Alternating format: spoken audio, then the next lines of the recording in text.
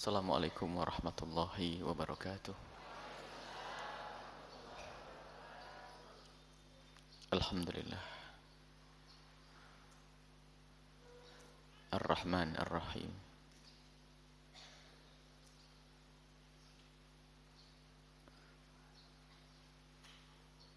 Alladhi anzala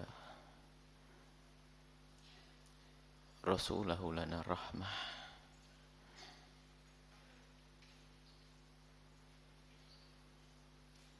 Fayuhibbu min ibadihi ar-rahimin. Fasalatullahi wa salamuhu ala habibina wa syafi'ina wa maulana sayyidina Muhammad wa ala alihi al-mutahharin wa ashabihi tayyibin wa tabi'ina lahum bi ihsanin ila yaumiddin. Allahumma ya rabbana arhamna wa la tu'adzibna waj'alna ya rabbana fi qulubina rahmata wa fi hayatina rahmata وفي أسرتنا رحمة وفي هذه الدنيا رحمة وفي الآخرة رحمة إنك أنت الرحمن الرحيم.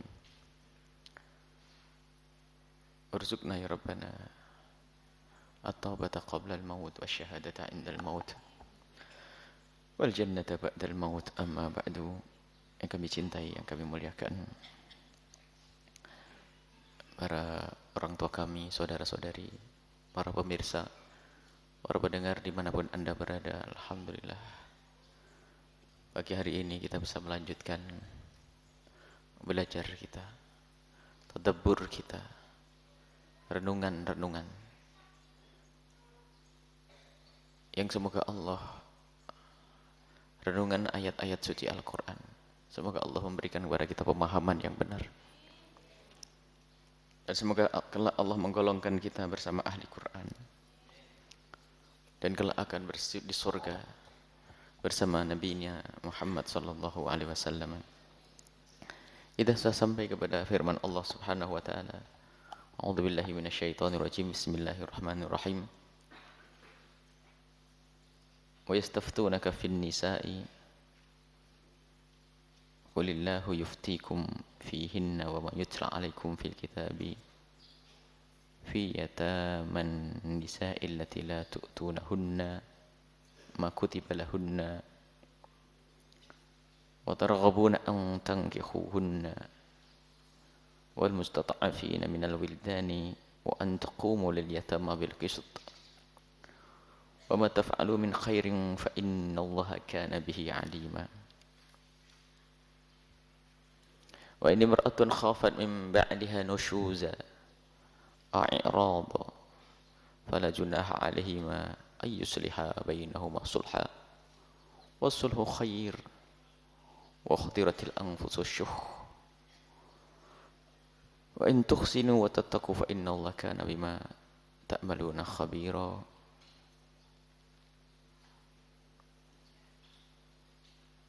Wa lan tastati'u an ta'dilu bainan nisa'i walau harastum fala tamilu kullal maili fatadharuha kal mu'allaqati wa in tuslihu wa tattaqu fa innallaha kana ghafurar rahima. Yastaftunaka fin nisa, mereka pada berfatwa, minta fatwa, beristifta, minta fatwa tentang wanita. Berbeda dengan yas'alunaka. Kalau yas'alunaka dari sesuatu yang mereka tidak tahu. Akan yastaftunak itu dari sesuatu yang hukumnya sudah turun dan sudah diketahui oleh mereka, akan tapi di situ ada syubhah-syubhah atau ada keraguan-raguan berkenaan dengan hukum hal tersebut. Maka kalimatnya yastaftunaka, mereka meminta fatwa kepada Nabi, meminta petunjuk agar dijelaskan aturan-aturan hukum-hukum fin nisa'i tentang wanita.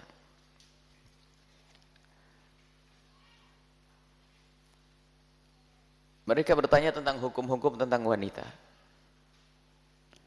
Qulillahu yuftikum fihinna. Allah telah memberikan jawaban tentang wanita. Di surat An-Nisa yang pertama sudah ada disebutkan tentang wanita.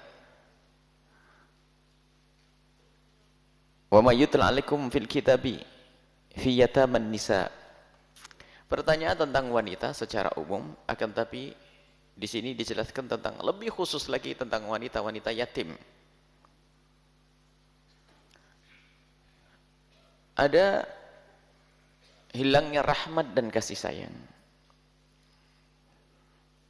Jadi kezaliman-kezaliman yang terjadi kepada bangsa manusia ini karena hilangnya rahmat. Allah adalah Rahman dan Rahim, dan Nabi SAW diutus sebagai rahmatan lil alamin. Akan tapi di saat seorang itu sudah tidak, dan Allah mencintai hamba-hambanya yang saling memberikan kasih sayang. Ar-Rahimuna yarhamuhumur Rahman. Irhamu man fil ard yarhamkum man fis sama. Ar-Rahimuna, orang yang memberi kasih sayang kepada sesama akan dikasih sayangi oleh Allah. Irhamu man fil ard, maka memberilah kasih sayang kepada makhluk-makhluk yang ada di bumi. Yarhamkum man fis sama, maka makhluk-makhluk Allah yang di langit, malaikat-malaikat pun memberikan kasih sayang kepada kalian. Mengundang kasih sayang Allah. Jadi kalau kita berkasih sayang kepada orang di dunia, tidak hanya manusia di dunia pun yang akhirnya baik dengan kita. Dimulai dari Allah, yarhamukumur Rahman, Allah berkasih sayang kepada kalian. Kemudian makhluk langit pun akan memberi kasih sayang kepada kalian. Dan di rumah kalian pun akan muncul kasih sayang, keindahan. Tapi di saat dicabut rahmat, maka akan menjadikan hidup ini serba tidak nyaman. Biarpun yang semula adalah suami istri, di saat dicabut rahmat oleh Allah Subhanahu wa taala akan menemukan di dalam rumah tersebut ketidaknyamanan. Padahal secara lahir suami istri, bahkan mungkin secara fisik pun layak semuanya. Seorang suami yang mencukupi secara fisiknya, wanita pun demikian, harta pun juga ada. Dicabut rahmat Allah, dari rumah tangga tersebut akan menjadi bencana setelah itu. Nah, muncul kezaliman-kezaliman.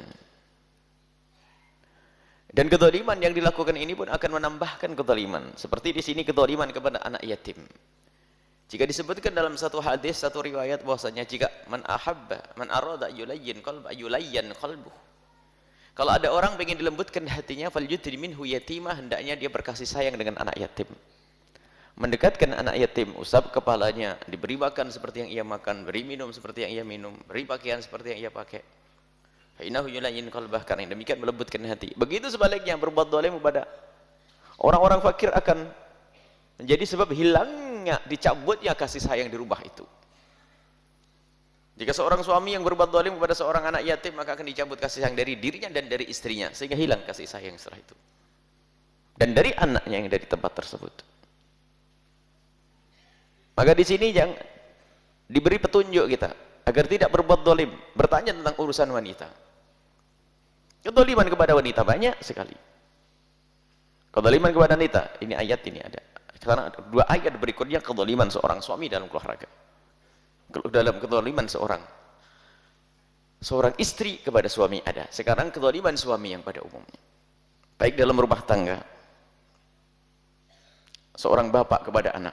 Di sini disebutkan qulillahu yuftikum fihinna, Allah telah menjelaskan hukum tentang wanita. Wa ma yutla 'alaikum fil kitabi, dan apa yang telah disebutkan di dalam kitab Al-Qur'an dulu, keterangan yang lalu.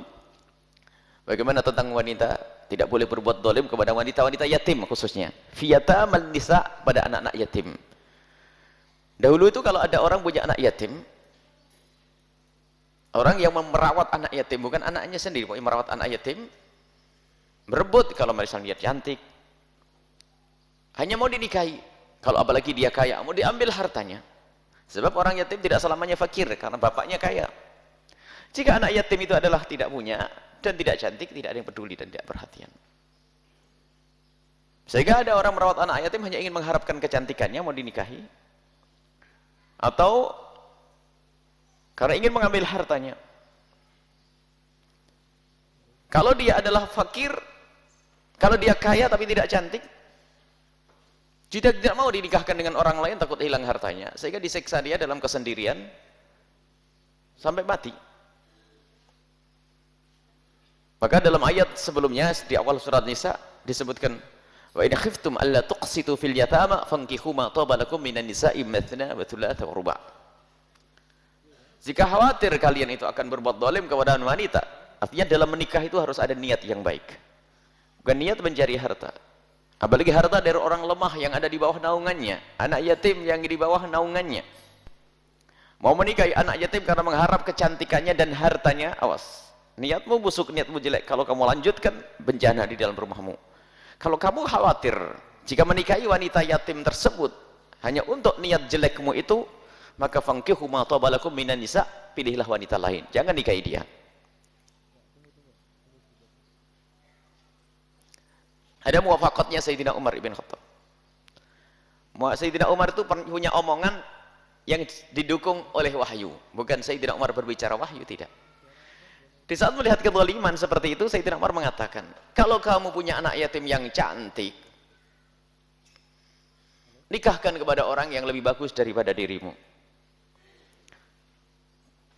Jika kamu punya anak yatim yang cantik dan kaya, nikahkan kepada orang lain yang lebih bagus darimu untuk keluar dari kezaliman.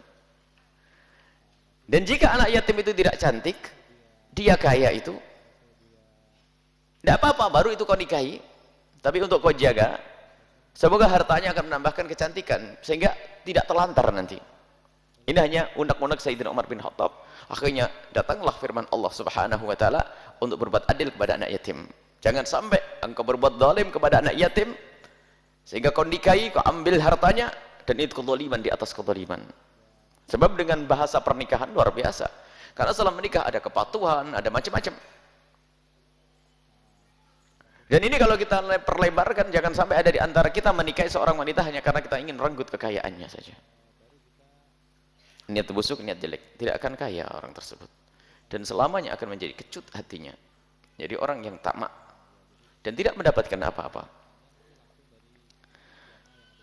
Fi yataman nisa'i, fatwa tentang wanita-wanita yatim allati la tu'tuhunna ma kutiba lahunna, yang telah sebagian dari kalian itu tidak memberikan kepada mereka hak-hak mereka. Dibatasi. Yaitu tadi, nggak boleh nikah dengan orang lain. Atau tidak dengan dirinya, diambilkan dengan anaknya sendiri. Jangan sampai kekayaannya hilang.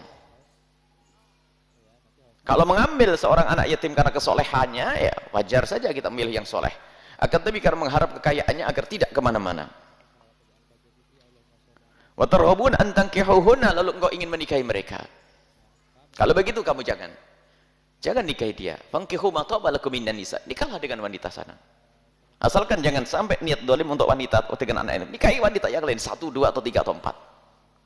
Jangan ini. Jadi dalam ayat nikah 2, 3 ini konteksnya adalah untuk menghindar dari kezaliman, bukan untuk masuk bab kezaliman. Sehingga nanti masalah menikah 1, 2 ternyata banyak aturannya. Jangan sampai orang bukan tujuan menghindar dari kezaliman, menikah 1, 2 ternyata masuk kezaliman. Dari menghindar kezaliman menuju zalim saja tidak boleh. Bagaimana jika dia tiba-tiba menuju kepada kezaliman? Maka nanti ada aturannya. Akan disebutkan setelah berikutnya. Setelah ayat 2 ayat atau 3 ayat berikutnya. Wal mustata'afina minal wildan, dan juga ada dahulu itu anak-anak kecil. Itu disia-siakan. Baik di dalam masyarakat tidak dianggap keberadaan anak kecil, atau di dalam sebuah, atau oleh hati seorang ibu. Mentang-mentang anak yatim, anak kecil gak dipikirkan tentang peninggalannya. Sama anak yang gede jadi profesor itu sama dengan anak yang masih di dalam kandungannya. Warisannya itu sama. Jika Anda punya anak yang status menjadi seorang alim besar atau menjadi seorang profesor, seorang dokter, seorang ini sudah jangan yang ada di dalam kandunganmu sama itu jatah warisannya. Ada di dulu tradisi Arab jahiliyah, tidak, anak kecil enggak, karena anak kecil enggak ngerti. Tidak diberi hak waris. Dijelaskan haknya sama. Lidzakari mithlu hadzal unthayaini, sahiran aw kabiran, sahiratan aw kabiratan. Semua ada jatahnya ditentukan di dalam Al-Quran. Nggak pandang apakah anak kecil atau anak gede. Biarpun di dalam kandungan sama, bapaknya meninggal waktu dia di dalam kandungan, jatahnya sama dengan jatah kakaknya yang gede. Dan sering hilangnya kasih sayang seorang ibu muncul di sini, mentang-mentang anak bayi tidak pernah dipikirkan. Dan mungkin tidak pernah dibagi warisnya oleh seorang ibu, dinikmati, giliran anaknya gede, harta warisan dari suaminya dihabiskan oleh ibu. Ini adalah ibu durhaka. Dan alangkah banyaknya wanita semacam ini. Dia ngentengin harta peninggalan suaminya. Dan haram zalim kepada anaknya, anak yatim. Jadi yang berbuat zalim kepada anak yatim bukan orang lain saja, bukan. Ini istrinya, ibunya sendiri kadang berbuat zalim. Dan termasuk nuntut gono gini itu kan bentuk kezaliman kepada anak yatimnya. Aneh sekali. Suaminya meninggal dunia. Tiba-tiba sang istri menuntut gono gini dulu. Jadi harta itu dibagi dua dulu, baru nanti diwaris dengan anaknya. Harta suami minta dibagi dua dulu. Sebetulnya dia sengketa dengan siapa sih? Dengan anaknya. Kan harta suami akan dibagi antara dia dengan anaknya. Coba. Separuh dulu milik saya. Baru nanti dibagi oleh anak-anak. Ajib, aneh betul. Engkau dapat jatah dari suamimu. Jika suamimu punya anak, maka kau dapat seperdelapan. Kalau tidak, kau dapat seperdelapan. Kalau tidak, kau dapat seperempat. Seperempat dari harta suamimu. Banyak. Karena suamimu anaknya banyak juga. Muncul kezaliman-kezaliman, kerasukan-kerasukan tersembunyi di dalam hati seorang wanita. Sampai anaknya pun diajak rebutan itu. Dan biasanya kalau sudah orang mulai mau dengan hal-hal yang semacam ini, lihat hidupnya tidak lempeng, na'udzubillah, mulai membuka kemaksiatan-kemaksiatan yang lainnya. Dan nanti ada ketemu suami yang lebih kejam lagi, na'udzubillah. Hati-hati, jaga. Pada ibunda-ibunda yang diberi oleh Allah anak yatim, sebetulnya telah dibuka pintu surga selebar-lebarnya, tapi jangan berbuat zalim. Al-mustata'afina minal wildan, anak-anak kecil itu tolong dipandang mereka. Sama dengan memandang orang dewasa. Beri hak-haknya. Wa antakumul yatama bil qist. Hendaknya kamu memperlakukan anak yatim dengan adil, dengan benar. Anak yatim perlakukan dengan benar, makanya segera dibagi itu hak-haknya anak-anak itu. Hak-haknya anak-anak itu. Wa ma taf'alu min khairin fa innallaha kana bi alima. Kebaikan yang kau lakukan dengan jasadmu, dengan berbuat adil secara lahir, kemudian tersembunyi di dalam niatmu, niat baik untuk menyampaikan hak-hak mereka, itu diketahui oleh Allah. Innallaha bi alim. Allah Maha mengetahui. Jangan sampai ada di antara kita punya niat busuk tersembunyi dan Allah melihat niat. Hati-hati.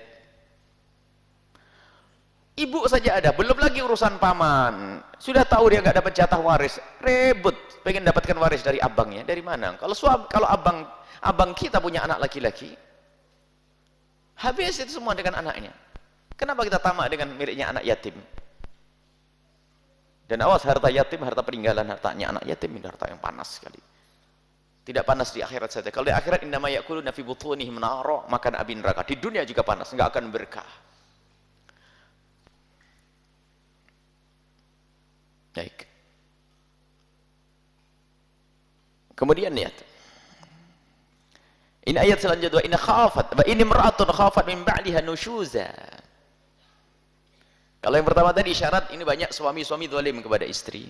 Apa istri yang melanggar, istri ada. Wa in khafat, wa in imra'atun khafat min ba'liha nusyuza. Jika ada seorang wanita itu takut jadi suaminya nusyuz. Nusyuz itu terjadi tidak pada istri saja, tapi pada suami. Kalau istri yang nusyuz itu bermaksiat, melanggar suaminya, melakukan dosa kepada suami dengan tidak mau melayaninya, istri melanggar perintahnya, melanggar larangannya, tidak mau patuh, tidak mau patuh kepada suami, ini nusyuz. Seorang istri yang harus hati-hati. Wahai para wanita solehah, solehah ahli surga, kewajibanmu kepada suamimu melebihi daripada kewajibanmu kepada ibu bapakmu. Jika itu sesuatu yang mubah, Duduk di atas kursi saja. Itu kan mubah. Orang boleh duduk, boleh tidak. Kalau sudah diperintah oleh ibumu, nak kau duduk di situ, enggak usah bantah. Kenapa sih, Mak? Duduk, sudah selesai. Menjadi wajib. Semula bukan kewajibanmu. Akan tapi kalau sudah menjadi perintah seorang ibu, seorang ayah, menjadi wajib. Karena patuh kepada orang tua wajib, selagi tidak maksiat. Apalagi ini perintah dari suami. Dan alangkah banyaknya wanita yang kurang ajar kepada suaminya. Semenang-menang, kalimatnya kasar dan sebagainya. Seorang wanita datang kepada Rasulullah, ya Rasulullah, saya mau menikah, kewajiban apa yang harus aku lakukan kepada suamiku? Hak apa yang harus aku berikan kepada suamiku? Dia menjawab, patuh. Rasulullah menjawab, patuh kepada suamimu, biarpun kamu di atas keledaimu, lalu suamimu membutuhkanmu, kau turun dari keledaimu. Sholat sunatmu, puasa sunat tinggalkan demi suamimu. Begitu takutnya wanita tersebut, kalau begitu ya Rasulullah, saya tidak mau menikah saja. Karena begitu besar haknya seorang suami di atas pundak wanita-wanita tersebut. Maka perlu belajar kepatuhan dari seorang suami. Memprotes, kasar, dan seterusnya kepada suami. Ada pelanggaran. Coba kau pandang suamimu melebihi daripada engkau pandang ibundamu kalau engkau adalah wanita yang berbakti pada orang tuamu. Suamimu adalah engkau punya kewajiban kepada suamimu melebihi daripada kepada bapak ibumu.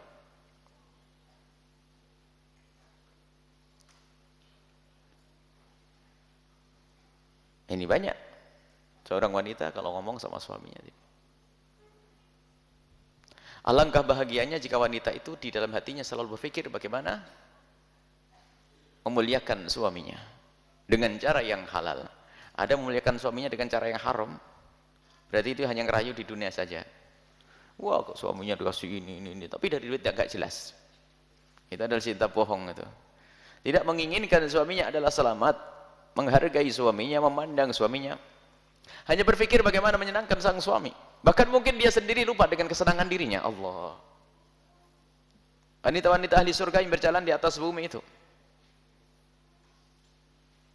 Seperti halnya seorang anak yang rela. Kalau ibu kita sudah lama, sudah biasa, ibu kita rela, beliau lapar, kita kenyang, itu sudah biasa. Seorang ibu itu biasa kayak begitu. Punya air sedikit dikasihkan anaknya, ibunya rela haus. Punya makanan sedikit dikasihkan anaknya, rela ibunya lapar, itu sudah biasa. Tapi seorang anak, lihat Allah. Seorang anak, tidak banyak, hanya anak-anak pilihan, lihat. Yang mementingkan orang tuanya daripada dirinya sendiri. Allah. Apalagi sudah menikah ini, seorang anak laki-laki sudah menikah. Sering dia. Ibunya sudah nomor nanti, na'udzubillah. Enggak. Biarpun pangkat ilmumu kayak apapun, lihat. Tidak ada nilai yang kau di hadapan Allah Subhanahu wa taala. Ibumu, orang tuamu harus kau perhatikan terlebih dahulu. Baik. Ada wanita.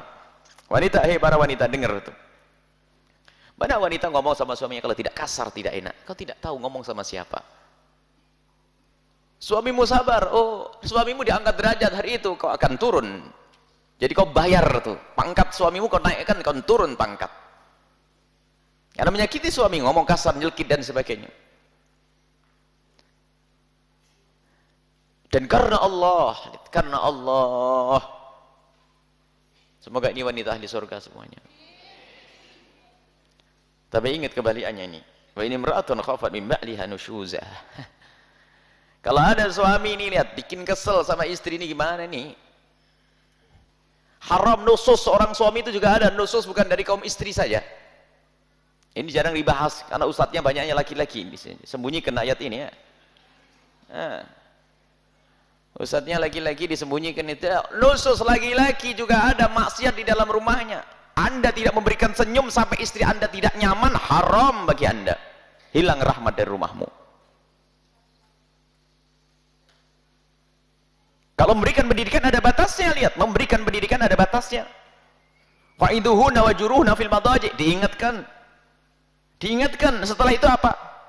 Kalau kita punya masalah dengan istri pun wajuruhna fil madaji'.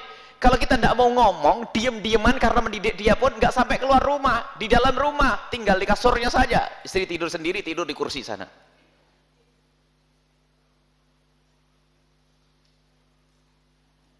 Kalau Anda punya istri solehah yang tadi sih bisa kasihan, tapi kalau istrinya nggak bener, Kak, syukurin tidur di kamar. Makanya milih istri yang bener tuh.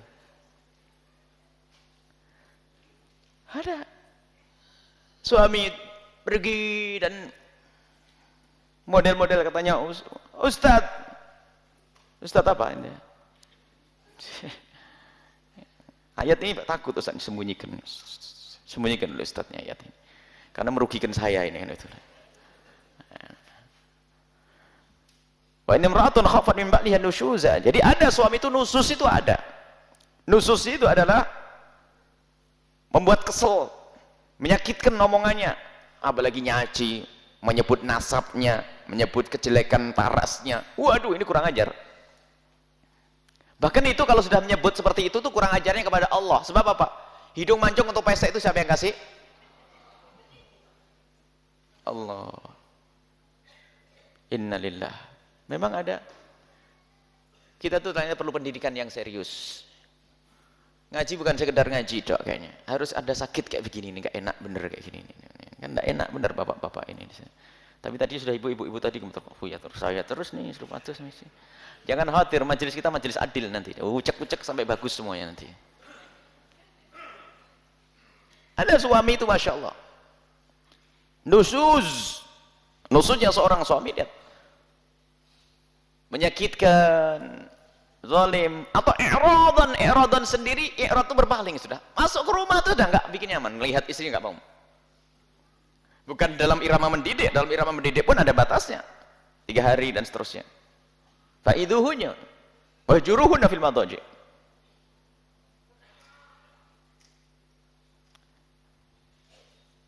Baik. Fala junaha alaihi ma yusliha. Maka membuat perdamaian. Segera didamaikan. Kalau ternyata ada perselisihan, kalau ada suami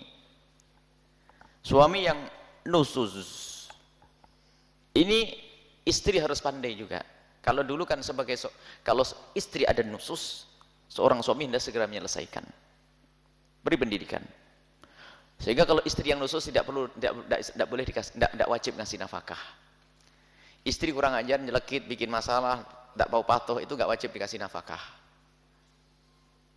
Nggak kasih kan dia makan, biarin, kurang ajar dia. Suami yang nusus, suami nggak kasih nafkah, nah, yang ngasih nafkah suami. Tapi di hadapan Allah dia telah berbuat zalim. Dia melakukan dosa dan jangan main-main. La khair, tidak ada baiknya laki-laki tersebut. Dan banyak orang-orang yang kelihatan baik di depan orang tapi dengan istrinya tidak bisa baik. Ada setan yang yuki bainakumul adawata wal baghdha, ada setan yang membisikkan di hatimu untuk tidak nyaman dengan pasangan. Sehingga membuat istrinya kesel setiap hari. Maka hendaknya membuat perdamaian bainahuma. Nah, ini di antara keduanya dulu. Apa sih menjadikan kau seperti itu wahai suamiku? Selesaikan. Datang kepada guru-guru mulia. Yang jelas tuh laki-laki nggak benar tuh. Atau harus ada akad damai dulu. Atau mungkin yang menjadi sebab adalah istrinya. Gimana bisa senyum? Ternyata ada juga seorang suami itu jadi cemberut karena apa? Masya Allah, istrinya itu. Aduh. Yang mestinya litaskunu ilaiha. Engkau menjadi sebab ketentraman suamimu kalau pulang. Akan tapi tidak. Sehingga nanti ada hukuk, kewajiban, ada kewajiban-kewajiban. Kewajiban-kewajiban seorang istri, kewajiban seorang suami. Dan suami jangan membebankan sesuatu yang berat bagi seorang istri.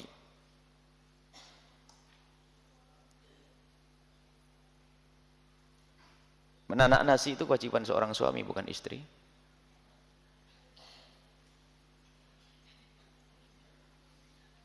Membersihkan rumah kewajiban suami, bukan istri. Ini kedengaran seluruh dunia ini, Buya ini ngomong apa ini? Ini yang disembunyikan oleh Ustadz ini. Mencuci bajumu sendiri kewajibanmu, bukan kewajiban istri. Bahkan bajunya istri yang ada sangkut pautnya dengan anaknya dan sebagainya, kewajiban suami untuk mencucinya. Nah, ya. Tapi di saat seorang suami lihat, suami minta kepada istrinya untuk mencucikan bajunya, kalau nggak mau keterlaluan. Kamu ini model wanita apa itu? Wong suami suruh kerja sehari, minta tolong neng cucikan baju, minta. Makanya ini harus ada saling ngerti, ini haknya siapa. Wanita yang kenal Allah, mana nggak ngabdi kepada suami, nggak ada. Suruh nyuci baju saja karena apa? Oh katanya Bu Yahya nggak wajib kok. Oh tidak paham ente. Nggak paham ente. Mana kecintaanmu kepada pengabdian kepada suami? Mana kepatuhanmu kepada Allah? Maka di sini seorang suami harus mengerti, tidak boleh membebani terlalu berat. Harus, makanya seorang suami harus rela membantu, bahkan kadang perlu memberi pembantu dan seterusnya. Tapi seorang istri tidak boleh menuntut di atas kemampuan seorang istri. Memang harus seimbang di sini. Majelis tidak boleh digunakan untuk menuntut. Pulang ke rumah, bang, beri pembantu saya, bang. Tidak boleh gitu. Bukan begitu. Ada peraturan seorang suami wajib mencucikan baju seorang istri wajib mencucikan baju suami, nggak ada. Wajib menanakkan nasi, nggak ada. Kewajiban seorang istri adalah melayani, mohon maaf, yang wajib secara khusus adalah urusan melayani suami. Indah semua kewajibannya. Melayani dalam hal yang sangat pribadi itu.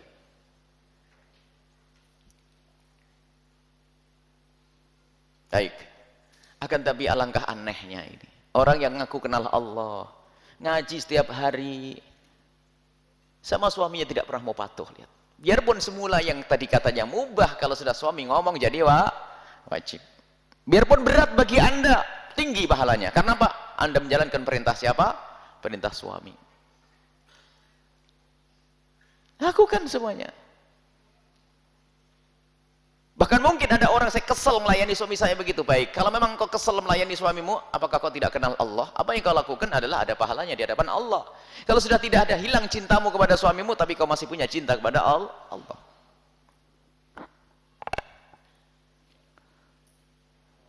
Baik.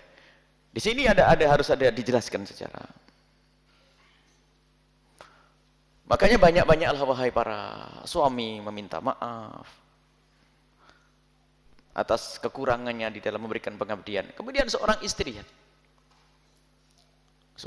memang tidak ngerti keadaan suami. Pengen menyamakan suaminya seperti orang kaya di sampingnya. Dia tidak mampu mungkin. Hidupnya pas-pasan. Anda tidak boleh menuntut suami Anda melebihi daripada kemampuannya. Selalu ngomong tetangga setiap minggu pergi ke sana jalan-jalan pakai mobil. Loh, oh ini sudah istri nusus dia memaksa suami sesuatu yang tidak mampu.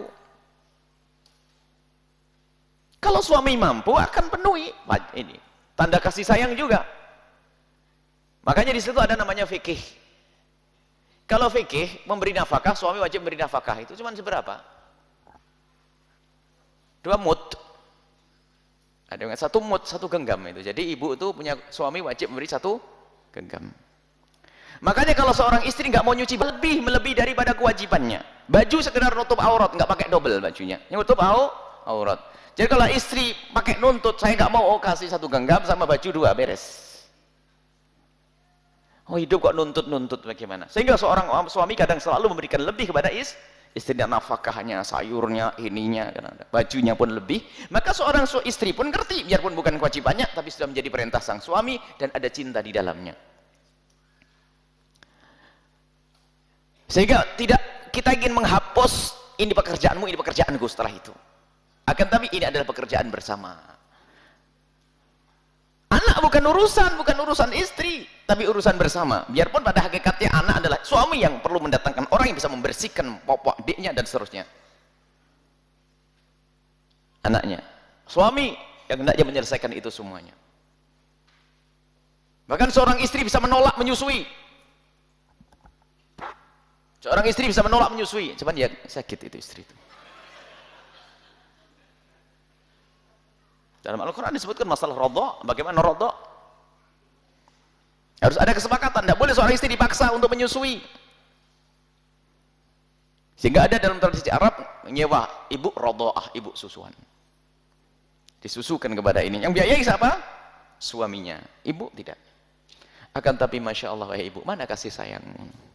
Suruh nyusui anaknya saja. Tahu tidak? Serigala saja telaten nyusui anaknya. Kambing dia telaten nyusui anaknya. Anda masa kambing lebih bagus daripada ibu-ibu? Masya Allah. Baik. Hendaknya membuat satu perdamaian kebaikan. menyusui dan sebagainya. Ini kok tugas suami untuk mencarikan solusi. Tapi mana kasih sayang wahai seorang ibu kepada anakmu sendiri. Dan demi kesehatan. Sekarang kadang-kadang mempertahankan kecantikan, gengsi segala macam. Loh, ini urusanmu kok bukan dengan suami lagi, urusannya dengan orang.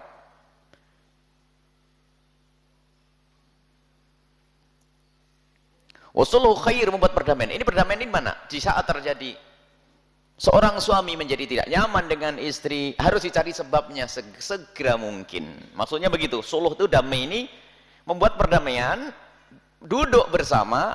Tapi ingat, bainahuma, jangan libatkan orang lain. Ini termasuk kaidah umum. Kalau Anda punya masalah dengan suami atau Anda punya masalah dengan istri, jangan buru-buru dimasukkan orang lain ke dalam permasalahan ini. Apalagi orang tuamu. Wah, ini kadang-kadang sering ngadu ke ibunya. Ibunya langsung marah. Akhirnya mantunya dilabrak. Kalau sudah mantunya dilabrak, itu awal kehancuran itu pasti.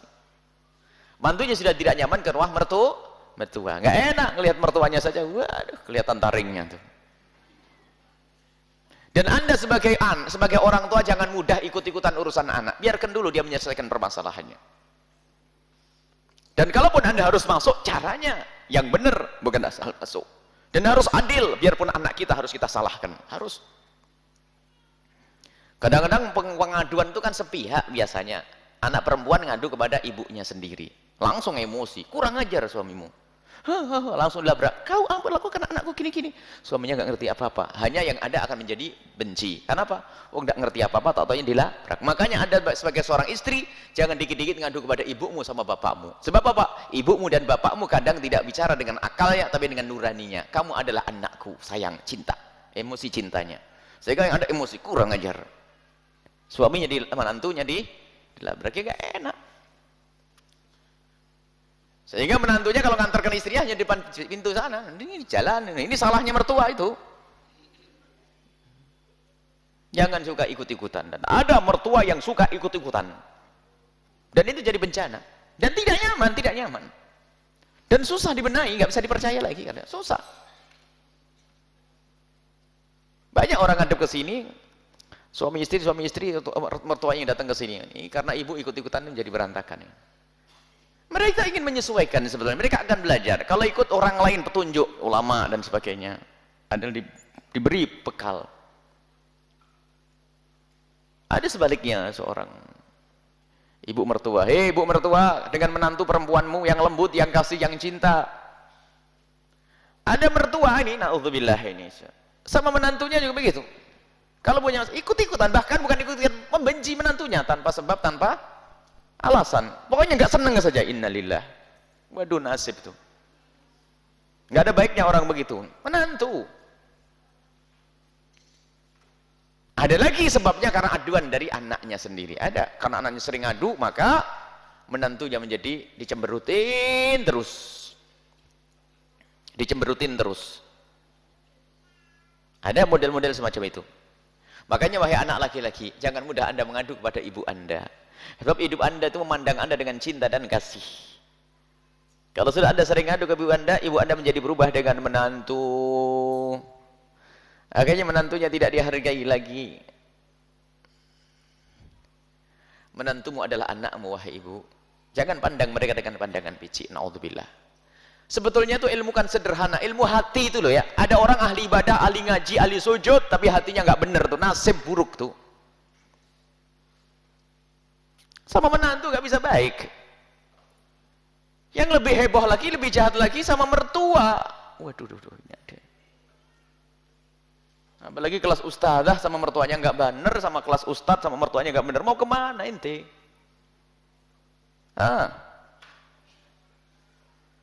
Biarpun di luar jamaahnya banyak, tapi kalau sudah sama mertuanya tidak baik, nggak ada baiknya orang ini. Apalagi mungkin mertuanya adalah orang awam. Anaknya seorang ustazah, malum dah orang awam. Mertuanya orang awam, Anda ustazah. Oh ya ustaz, kalau dia ngomong gini, mertua saya orang awam. Kenapa? Atau mungkin Anda seorang ustaz, mertua Anda tiba-tiba ngomong tidak enak. Kalau seandainya ngomong tidak enak pun tidak ada alasan untuk kita diem, masuk rumahnya diem, tidak nyapa dan sebagainya. Model apa ini? Dan awas jangan menjadi manusia tertipu. Lihat, sempurna pendidikan dalam Islam itu, indah semuanya. Menjadi menantu yang baik, menjadi suami yang baik, menjadi istri yang baik. Kalau ini semua dijalani sesuai dengan tugas masing-masing, apa yang terjadi? Sudah masuk surga sebelum masuk surga, sudah indah di rumah itu. Ada seorang mertua mengatakan bahwasanya saya tidak pernah disapa dengan menantu perempuan saya. Sepanjang hanya sebulan saja menantu perempuannya baik. Setelah itu nggak pernah disapa sama menantu perempuannya. Dan ngomongnya nyelkit. Sampai seorang suami tersebut, apakah boleh saya mencerai istri saya? Tanyakan ibumu, kalau ibumu sakit sudah wajib. Karena menyakiti orang tuamu, sementara engkau sebagai suami wajib menyenangkan, menghibur hati seorang ibu. Kalau akhlak istrimu memang tidak benar, boleh. Tapi kalau permasalahannya di ibumu sendiri, lain cerita. Kamu harus menyabar-nyabarkan istrimu, dan seterusnya, sambil mendidik ibundanya. Ada seorang suami, Masya Allah, seorang anak menantu laki-laki sama mertuanya, Masya Allah. Apalagi mentang-mentang dia sudah punya ilmu atau pangkat, merendahkan. Na'udzubillah, merendahkan itu sendiri busuk. Nggak nyapanya sudah jelek, ngomong kasarnya sudah jelek, apalagi merendahkan. Merendahkan itu hati, menyakit hati. La khair, nggak ada kebaikan orang-orang semacam itu. Baik. Jadi damai itu perdamaian, bainahuma. Disebutkan dalam Al-Quran, selesaikan dulu ya. Kalau punya masalah dengan suami, selesaikan dulu. Assalamualaikum. Jangan dibiarkan. Ada seorang istri harus berani mengangkat suara. Abang mohon maaf, kenapa kok kita selama ini dalam bulan ini kok kurang saya mohon maaf, mungkin yang salah saya atau sebagainya. Yuk kita cari sebabnya. Kalau ternyata ini tidak bisa, Bapak Abu Hakaman min ahli hakam, itu adalah nanti hakam penengah. Menjadi penengah. Jadi perdamaian itu akan damai dilakukan berdua terlebih dahulu, musyawarah yang baik. Dan ini juga pendidikan dari Al-Quran agar kita tuh dengan istri, dengan suami itu sering berkomunikasi, banyak komunikasi. Kita menemukan sebuah keluarga itu tidak tahu tuh komunikasi itu gimana. Ada seorang diberi oleh Allah kekayaan melimpah ruah, seorang suami. Seorang istri ini didatangi oleh satu rombongan untuk ngajak kepada kebaikan. Itu tidak berani ngomong, mau bangun masjid gitu saja nggak mau ngomong ke suaminya. Ngomong ke suami, gak berani saya, ajib. Ngomong ke suami bahasanya ada rombongan pengen bangun masjid, ngomong ke suami saja gak berani. Aneh. Terus cara komunikasinya bagaimana? Tidak boleh di dalam rumah itu komunikasi gak seimbang, gak hanya suami tok yang ngomong.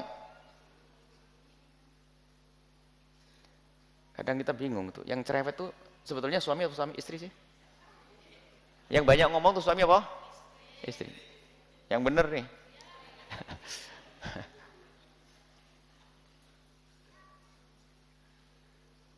Kayaknya sih memang istri yang banyak ngomong, tapi ternyata banyak di rumah itu suami yang banyak ngomong, sampai istri tidak punya hak untuk berbicara. Berarti ini kok idah yang salah ini. Berarti yang cerewet itu suami, kan begitu.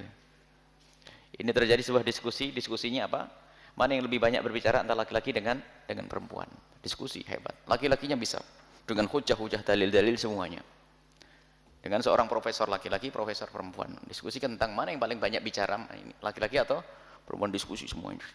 Seorang istri, akhirnya profesor perempuan hanya berkata, kayaknya penyaksi, para hadirin sudah bisa melihat semuanya, siapa yang paling bicara di antara kita tadi? Laki-laki banyak bicara. Laki-laki ngomong, bisa nasihati, bisa ngomong, bisa ini. Tapi giliran dinasihati tidak.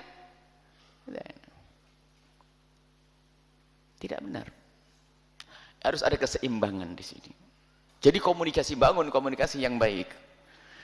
Jangan sampai Anda mentang-mentang seorang istri yang mendapatkan nafkah, hanya takut nafkahnya kurang lalu membiarkan suaminya melakukan kesalahan. Ingatkan tidak berani. Waduh, ini istri yang menjerumuskan.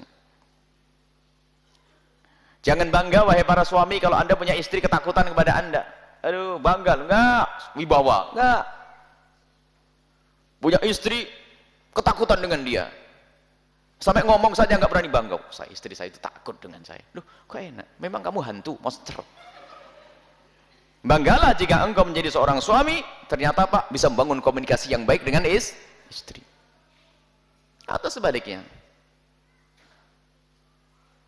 Sampai na'udzubillah ini, ada seorang suami, kita tanya, lah kok kenapa begitu? Aduh Bu ya, daripada ribut. Waduh nasib tuh, istri nggak bener nih. Daripada ribut. Ada, suaminya ngomong satu, dibalas 100 kalimat. Ini ada. Ini tempat yang Dikabul nih Bu, ada yang gitu angkat tangan deh, didoain deh. Wong ini ceritanya juga jamaah kok yang ngomong. Berarti ya di sini kayaknya orangnya nih. Coba angkat tangan Bu, sadar ya. Cerewetnya kurangi. Yang mana ini orangnya nih? Ada ini bapak-bapak ngadu, aduh Bu ya istri saya.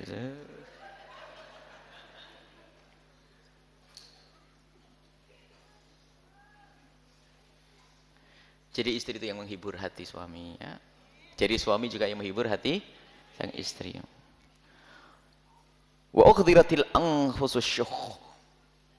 Jiwa itu sering menempel dengan kekikiran. Menempel dengan hati sifat kikir banyak. Jiwa yang dikuasai dengan kekikiran. Sampai kadang sama pasangan tuh kikir. Sehingga tidak adil. Kalau sudah derajat kikir tuh aneh. Beli nasi goreng itu seorang suami sendiri makan di depan istri-istri yang lihat tak. Allah, ada ini kisah sendiri beli. Allah. La ilaha illallah. Ada seorang istri pun demikian. Giliran masak untuk dunia yang enak-enak suaminya asal saja. Tidak, bukan begitu wahai istri ya solehah. Jadi ada kadang kita itu hanya mementingkan diri sendiri. Suamimu pandang mereka dengan cinta dan kasih sayang. Jangan dengan kekikiranmu. Lihat. Sehingga lihat ada pengorbanan setelah itu. Lihat. Ada pengorbanan setelah itu. Seorang suami berkorban untuk sang istri, istri berkorban kepada suami. Kalau sudah berkorban itu adalah memangkas yang namanya syuh. Mengangkas kekikiran. Kalau orang dermawan itu biasanya memberikan sesuatu kepada orang lain sementara dia memang tidak butuh, kelebihan. Itu namanya dermawan kan bisa. Saya punya duit cukup, alhamdulillah ada lebihnya saya. Tapi ada tingkat lebih baik lagi adalah dalam keadaan saya butuh, saya masih memberi pada orang lain. Bahkan derajat paling tinggi namanya ithar, dia tuh butuh dan sangat-sangat butuh, ternyata masih mementingkan orang lain. Sama seorang istri. Kita menemukan seorang istri yang hampir setiap hari dipukul oleh suaminya. Dipukul oleh sang suaminya, ada di Cirebon di sini. Akan tapi begitu baiknya dengan suaminya. Dia itu kerja di rumahnya seseorang, juru masak dan sebagainya, dan diizinkan oleh istrinya, oleh tuannya untuk, ya, dia itu mengambil jatah makannya, sengaja dimakan sedikit, sisanya dibungkus untuk dikirim kepada suaminya, masya Allah. Jadi bagus-bagus kan ya. Jadi dia dapat jatah makan dari tuannya itu, bosnya itu satu piring, itu hanya dimakan sedikit, diambil sedikit, sisanya dibungkus, dikirim kepada suaminya. Tapi suaminya masih sering nempeleng katanya. Wah itu ahli neraka yang paling dalam itu. Sampai derajat semacam ini lihat. Dan ada kalau yang ngadu pada kita ini macam-macam. Ada seorang suami sudah nggak kerja mestinya minta maaf, melembutkan hati memohon maaf, menyenangkan istri, enggak. Sudah nggak kerja itu setiap tanggal baru itu dicegat istri, yang mana gajimu? Allah. Ada model suami seperti itu. Makanya wahai para istri, sebanyak apapun nafkah yang diberikan oleh suamimu, syukuri. Apakah nunggu suamimu kikir melarat sudah nggak punya duit ngerampas duitmu? Anda syukur. Diberikan berapa saja oleh suamimu, syukur alhamdulillah wahai suamiku, syukur alhamdulillah. Dan syukuri wahai para suami istri-istri yang bisa mengabdi kepadamu. Biarpun dengan pengabdian yang repot sudah, pengabdian yang sangat pas-pasan lah, alhamdulillah. Apakah nunggu istri kurang ajar, ngambil duit, tiba-tiba kredit, suruh bayari suami. Ya, macam-macam ada sekarang istri, subhanallah. Semoga Allah menjaga kita semua. Jadi komunikasi ini penting, komunikasi yang indah. Wa in tuhsinu wa tattaqu fa innahu kana bima ta'maluna khabira. Wa tuhsinu, baik di dalam kau ngurusi pasanganmu, dalam rumah tangga. Wa tattaqu, dan dasarnya takut kepada Allah, bukan takut kepada suami. Jangan sampai wahai para istri engkau menjalankan tugas suamimu karena takut kepada suamimu, jangan. Tidak indah Anda melakukannya. Akan tapi lakukan itu karena engkau takut kepada Allah. Sama seorang istri suami pun demikian. Anda bekerja mencari nafkah, ketahuilah, ingat itu semua karena Allah. Dan kalau Anda niat dengan benar karena Allah, tattaqu, takut kepada Allah, buahnya adalah man amsa kalan min amali yadihi amsa maghfuran lah. Disebutkan oleh Rasulullah, kalau ada seorang suami mencari nafkah, kerja sampai capek, pulang sampai di rumah merasakan capek di punggungnya, capek di pusing, panas di kepalanya dan seterusnya, maka itu akan menjadi sebab diampuni dosanya oleh Allah Subhanahu wa taala. Kenapa? Tattaqu. Dan kalau orang melakukan sesuatu pekerjaan berat apapun, kalau dengan takwa tidak akan merasa berat lagi. Bahkan dengan ketakwaan itulah yang menjadikan seorang rela meregang nyawanya, jihad di jalan Allah. menghabiskan duitnya untuk jalan Allah karena ada takwa. Maka ini biasakan di dalam kita berurusan dengan istri kita atas dasar takwa, takut kepada Allah. Kerinduan kita kepada Allah. Dasar kita berurusan dengan suami karena takut kepada Allah. Ini takut kepada Allah Subhanahu wa ta'ala. Lakukan itu semuanya karena Allah Subhanahu wa ta'ala. Bukan karena takut kepada suami, bukan takut kepada istri, bukan. Tapi ini melandasi kita dengan takut kepada Allah akan menjadikan semuanya indah. Dan menjadikan semua mudah. Lebih dari itu akan mengundang. Waman yattaqillah, kalau orang bertakwa kepada Allah, yaj'al lahu makhraja. Allah akan beri jalan kebaikan setelah itu. Anda mengabdi kepada suami dengan takwa. Seorang suami mengabdi kepada istri dengan takwa, dengan takut kepada Allah. Lihat, tidak mau ngambil yang haram, tidak mau ini, Allah akan buka. Maka pintu rezeki yang menjauh membawa keberkahan berangkat dari ketakwaan. Yaj'al lahu makhraja. Allah akan buka pintu kebaikan semuanya ini. Lihat, indah di dunia, indah di akhirat. Makanya ada surga di dunia sebelum masuk surga di akhirat. Dan kita perlu belajar semuanya. Fa innallaha kana bima ta'maluna khabira. Lihat. Urusan hatimu tadi, lihat. Ada seorang istri itu, Masya Allah, ngabdi kepada suami dan sebagai akhir bulan, kalung, ganti mobil, hanya itu tak. Itu bukan karena takut kepada Allah. Jadi mengabdi kepada suaminya hanya pengen diberi sesuatu saja. Seorang suami pun kadang seperti itu. Tapi kalau sudah bertakwa, lihat, dan Allah melihat apa yang ada di hatimu. Maka jangan sampai kau menyembunyikan sesuatu yang berbeda dari lahirmu. Innallaha bima ta'maluna khabir. Allah mengetahui apa yang kau lakukan. Allah Maha tahu yang kau lakukan kepada suamimu. Allah Maha tahu apa yang kau lakukan kepada istrimu. Baik. Inilah nususnya seorang suami. Ada sampai derajat mau mencerai sang suami. Kalau ada seorang suami mencerai istri, harus kita diskusikan apa sebabnya. Agar ketahuan. Bisa saja sebabnya karena kedoliman seorang istri. Masya Allah. Kedoliman seorang istri ada. Ada kesalahpahaman. Ada memang seorang suami yang zalim. Seorang suami yang zalim. Maka ini harus diselesaikan. Maka perlu diskusi, perlu komunikasi. Dan nanti perlu di saat kita susah untuk membuat komunikasi. Jadi dari awal itu komunikasi harus dibangun. Kalau ternyata kita mentok dalam membangun komunikasi dengan pasangan, maka hendaknya kita datang hakam penengah. Orang yang adil. Dan serahkan urusanmu kepada mereka berdua. Sehingga kita ini termasuk ada orang sering menjadikan kita hakam penengah. Maka kita tidak akan mendengar cerita dari sebelah pihak. Ada seorang suami cerita istrinya begini-begini, ini saya dengar saja. Datangkan istrimu ke sini, saya pengen dengar juga. Hampir jarang orang menceritakan kejelekannya, nggak ada. Biasanya selalu menceritakan kejelekan pasangannya. Satu. Tapi hakam mendengar dari dua belah pihak dan harus adil berada di tengah. Yang salah diingatkan, yang benar ya diakui kebenarannya, maka itu hakam. Kapan kita perlu dengan hakam itu? Kalau memang kita sudah susah mencari damai dengan berduaan dengan pasangannya. Inilah pendidikan-pendidikan indah dari Allah, dari Nabi SAW yang diberikan kepada kita, yang tujuannya adalah untuk menciptakan kesejahteraan, keindahan, kebahagiaan di dunia sebagai mukaddimah keindahan dan kebahagiaan di akhirat nanti. Wallahu a'lam bishawab. Surun katiran kami haturkan kepada guru kita semua, Bu Yahya. Semoga ilmu yang kita dapatkan dapat kita amalkan dalam kehidupan sehari-hari. Amin ya Allah ya Rabbal alamin. Baik para hadirin, para hadirat, para pemirsa, para pendengar dimanapun Anda berada, selanjutnya kita masuki bagian tanya jawab. Bagi para jamaah yang ingin bertanya, kami persilakan, dan kami terlebih dahulu berikan kesempatan kepada jamaah yang hadir di sini, dari jamaah bapak-bapak satu dan jamaah ibu-ibu satu, dengan masing-masing satu orang satu pertanyaan. Assalamualaikum warahmatullahi wabarakatuh. Waalaikumsalam warahmatullahi wabarakatuh. Pada Buya, saya mau bertanya. Saya punya bapak saya kebetulan usaha di Jakarta, dagang gorbek. Dagang apa itu? Gorbek, goreng bebek. Oh, itu ya. Baik, baik, silakan. Nah, kebetulan yang selama ini dijual itu bukan bebek sebenarnya ayam. Nah, setiap orang yang beli itu bertanya, apa ini benar bebek? Iya, dikasih taunya bebek. Padahal yang dijual itu bukan bebek, Bu ya, tapi ayam. Nah, itu hukumnya gimana? Terus bagaimana saya harus mengingatkannya? Gitu aja Buya, terima kasih. Assalamualaikum warahmatullahi wabarakatuh. Assalamualaikum. Dari jamaah ibu-ibu. Assalamualaikum warahmatullahi wabarakatuh. Assalamualaikum. Buya, saya mau bertanya tentang bab kezoliman. Pemerintah memberikan subsidi bantuan kepada orang yang kurang mampu berupa gas isi tabung LPG yang 3 kg.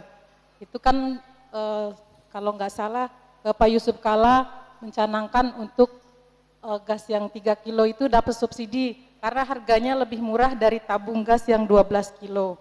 Seandainya kita sebagai orang yang sudah merasa mampu tetap membeli gas LPG yang 3 kg tersebut, apakah itu termasuk sifat kezoliman, mengambil haknya yang bukan mengambil haknya orang yang kurang mampu, bukan haknya. Itu saja Buya, terima kasih. Assalamualaikum warahmatullahi wabarakatuh. Waalaikumsalam. Baik, pertanyaan yang pertama adalah menjual bebek tapi isinya ayam. Maka kalau orang yang minta bebek mengasih ayam adalah berbohong dan tidak akan berkah di dalam jual belinya, dan hukumnya adalah haram. Orang harus jujur dong, bilang bebeknya habis, ini ayam, nggak susah. Kenapa kita harus berbohong? Katanya merpati, tak taunya apa? Burung puyuh. Kan ada burung puyuh, kan gampang. Merpati kan tidak mudah. Kemudian lebih dari itu, orang juga punya lidah kok. Nah tidak bakal datang lagi ke situ. Ayam dengan bebek beda rasanya. Kecuali orang tidak pernah makan bebek, tidak pernah makan ayam. Maka jadi lebih baik, jujur itu adalah mengundang keberkahan. Kemudian juga pelanggan harus kita layani dengan kejujuran. Kalau nggak ada bebek, dan kebohongan itu akan muncul karena tamak kepada dunia, pengen untung yang lebih banyak, atau sayang pembeli takut pergi. Anda sebagai seorang anak yang soleh mengingatkan, tidak usah ragu, rezeki sudah dijamin oleh Allah. Katakan kepada ayahanda Anda dengan jujur, dengan baik, dengan benar, bahwasanya ini semua adalah tidak diperkenankan kayak begini. Kalau sudah jujur ada keberkahan. Rezeki itu sudah dijatah oleh Allah. Tinggal cara mengambilnya saja kita dengan cara yang benar atau tidak benar. Anda harus mengingatkan dengan cara halus, assalamualaikum, mohon maaf, berbohong itu nggak boleh abah, tapi dengan muqaddimah dulu. Sering ngobrol dan sebagainya. Ya. Dan bahkan mungkin seolah-olah kita tidak tahu boleh. Saya ceritakan, seolah tidak tahu kalau bapaknya jualan kayak begitu. Mungkin kita bisa menceritakan suatu ketika ada orang bertanya di majelis bahwasanya bagaimana kalau ada orang jual daging, jual bakso asli, tak taunya banyak campurannya apa misalnya. Nah, bakso sapi, tak taunya baksonya bakso ayam misalnya. Bilang kalau ngomong bakso sapi ternyata isinya ayam adalah berbohong. Mungkin orang tua mikir, ada yang jadi halus. Kita tuh perlu ada juga seni dalam mengingatkan itu. Kalau tutup poin begitu kayak apalagi seorang anak itu pangkatnya di bawah ayah, kadang-kadang kalau langsung ngomong begitu dianggap kamu tahu apa, kamu sekolah juga saya nyekolahin, ini cari ribut nanti. Tapi dengan bahasa yang halus, itu insyaallah. Harus wajib mengingatkannya. Tanda cinta kita mengingatkannya dengan cara yang halus, dengan cara yang baik, dengan hikmah. Adapun jika ada sesuatu subsidi dari pemerintah yang digunakan untuk orang fakir, maka haram bagi orang kaya untuk membelinya. Kalau memang betul. Cuman ada subsidi untuk masyarakat. Seperti BBM itu kan subsidi untuk masyarakat, bukan untuk orang fakir itu. Untuk masyarakat. Kalau subsidi untuk masyarakat, selagi Anda masyarakat, maka Anda boleh mengambilnya. Sebab keputusan pemerintah dalam hal-hal kebaikan harus kita patuhi. Tapi apa betul gas itu adalah subsidi untuk orang fakir atau subsidi untuk masyarakat? Kita belum tahu betul. Nah ini perlu dicek lagi ya. Tulisannya apa? Orang miskin. Kalau orang miskin, Anda yang kaya nggak boleh membeli gas itu. Kalau memang betul untuk orang miskin. Kalau betul lah, kita harus jujur dengan yang demikian itu. Kalau untuk orang miskin, berarti penjualnya harus dirapikan semuanya. Penjualnya harus dirapikan untuk orang. Kalau memang itu adalah subsidi, karena itu ngambil dari harta negara, dialokasikan untuk orang fakir. Selagi untuk orang fakir, perhatikan, yang tidak merasa fakir, maka tidak boleh menggunakan gas tersebut. Kita harus adil. Yang tidak merasa fakir, Akan tapi biasanya kalau urusan dunia, urusan duit itu menjadi merasa fakir semuanya. Perlu ditanyakanlah kembali kepada pihak keamanan, untuk masyarakat luas atau hanya untuk orang fakir. Kalau memang untuk orang fakir, Anda jangan ikutkan. Termasuk ada lagi bukan gas, beras. Beras miskin, seperti namanya raskin, ya untuk ras miskin. Kalau Anda tidak miskin, maka jangan mengambil beras tersebut. Kita perlu kejujuran juga di dalam hal semacam ini. Oh, tapi pemerintah sendiri nggak benar loh. Misalnya, kita tidak usah mencari-cari kesalahan orang di luar sana. Baik, itu saja. Kalau memang untuk orang fakir, sebab segala sesuatu harus diarahkan sesuai dengan ikrarnya untuk apa. Kalau untuk fakir, untuk orang fakir. Kalau Anda fakir, Anda ambil itu semuanya. Lu cek lagi ini, apakah betul ini adalah subsidi untuk masyarakat luas atau subsidi untuk orang fakir. Nah, kalau subsidi untuk orang fakir, maka subsidi distribusinya pun harus ditangani oleh orang-orang, pembagiannya harus ditangani oleh orang yang ngerti, bukan hanya orang mencari untung. Allahu a'lam bishawab. Assalamualaikum, kami haturkan kepada Buya yang telah memberikan jawaban dari jamaah yang di sini. Baik Buya, untuk selanjutnya kita masuki jawaban yang masuk via Facebook. Ada sahabat kita Eka Perdana Septian dari Pondok Gede Bekasi. Assalamualaikum warahmatullahi wabarakatuh. Assalamualaikum warahmatullahi wabarakatuh. Buya, di daerah kami ini ada masjid terbesar Syiah di Indonesia, namanya Masjid Al-Mahdi. Di masjid Syiah ini banyak kalangan habaib yang Syiah berdakwah dengan faham Syiah mereka kepada warga awam sekitar yang ahlu sunnah dengan kajian ilmiah dan kajian Quran yang kita tidak tahu Quran asli atau versi Syiah. Mereka juga sering memberikan sembako gratis padahal mereka punya ajaran taqiyah.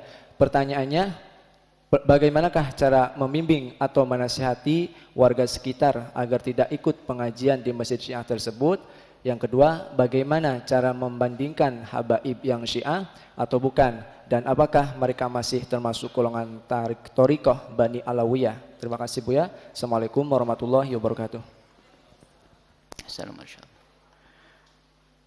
Masalah akidah, seperti di sebuah masjid yang memang sudah ditemukan ada ajaran Syiah yang disebarkan di situ, maka kalau Anda seorang ustadz, Anda segera menggalang kekuatan dengan para ustadz lain untuk mencerdaskan umat yang ada di kiri kanan tersebut. Anda datangkan orang, kalau mereka adalah kalangan habaib, Anda bisa mendatangkan para habaib-habaib. Jadi habaib yang lembut, yang bisa memahamkan kepada umat dengan kelembutan. Sampai habaib yang tegas untuk menjelaskan umat tentang kesesatan akidah tersebut. Jadi harus ada upaya. Kita tuh sering ribut di rumah sama di WhatsApp, WA. Ada satu rombongan grup keluarga besar, grup WA-nya para ustadz. Setiap hari hanya marah tok. Marah dikata di kota ini ada dibuat radio begini-begini. Dibuat radio yang dikit-dikit membid'ahkan, menyesatkan itu. Baik, karena kita berada di dalamnya ya kita tawarkan. Tolong cari tempat, biarpun numpang, saya akan pasang radio di situ. Cuma kita kalau kita ngomong tetap radionya berjalan, kita akan membuat tandingan agar umat selamat. Itu nggak ada jawaban itu.